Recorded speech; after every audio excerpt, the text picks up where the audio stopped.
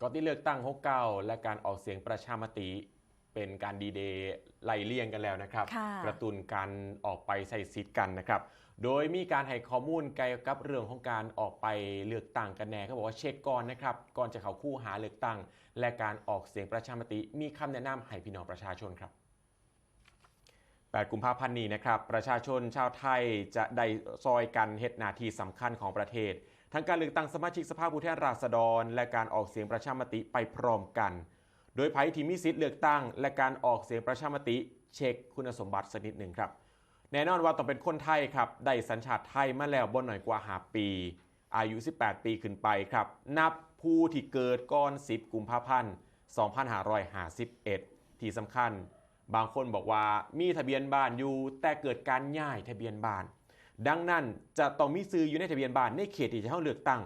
บ่หน่อยกว่า90มือนับถึงวันเลือกตั้งนั่นเองนะครับที่สำคัญลักษณะต้องห้ามบ่ให้ไปใส่สิทธิ์บ่ให้ใส่สิทธิ์เลือกตั้งและการออกเสียงประชามตินั่นก็คือกลุ่มภิกษุสามเณรนักพรตนักบวชนะครับกลุ่มนี้บ่สามารถไปใส่สิทธิ์ได้กลุ่มที่ถูกเพิกถอนการสิทธิ์เลือกตั้งผู้ที่ถูกคุมขังตามคำสั่งศาลผู้วิกลจริตหรือจิตฟั่นเฟือนบ่สมประกอบทั้งนี้ทั้งนั้นเช็คสิทธิ์ให้พร้อมก่อนออกไปทำหน้าที่ในการเลือกตั้งนั่นเองนะครับ8 กุมภาพันธ์นี้ครับ2 โมงเช้าจนถึง5 โมงแลงครับ